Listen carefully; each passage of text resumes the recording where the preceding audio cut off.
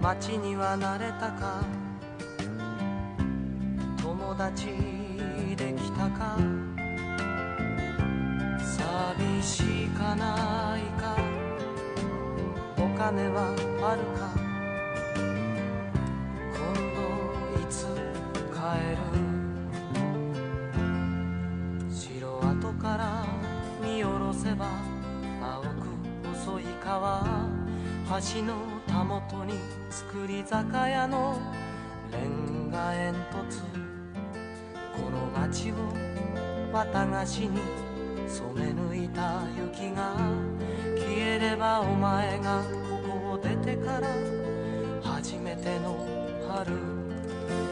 手紙が無理なら電話でもいい、金頼むの一言でもいい。お前の笑顔を待ちわびる、おふくろに聞かせてやってくれ。元気でいるか、街には慣れたか、友達できたか、寂しかないか、お金はあるか、今度いつ帰る。山のふもと煙吐いて列車が走る、木枯らしが雑木林を転げ落ちてくる。銀色の毛布つけた田んぼにぽつり置き去られて雪をかぶったかかしが一人。お前も都会の雪景色の中でちょうどあのかかしのように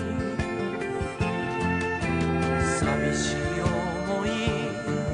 してはいないか、体を壊してはいないか。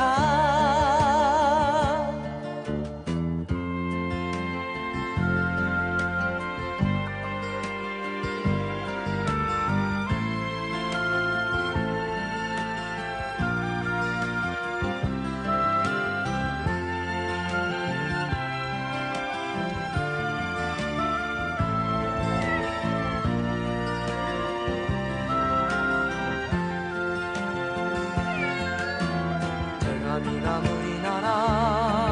電話でもいい、金頼むの一言でもいい。お前の笑顔を待ちわびる、おふくろに聞かせてやってくれ。元気でいるか、街には慣れたか、友達できたか、寂しかないか、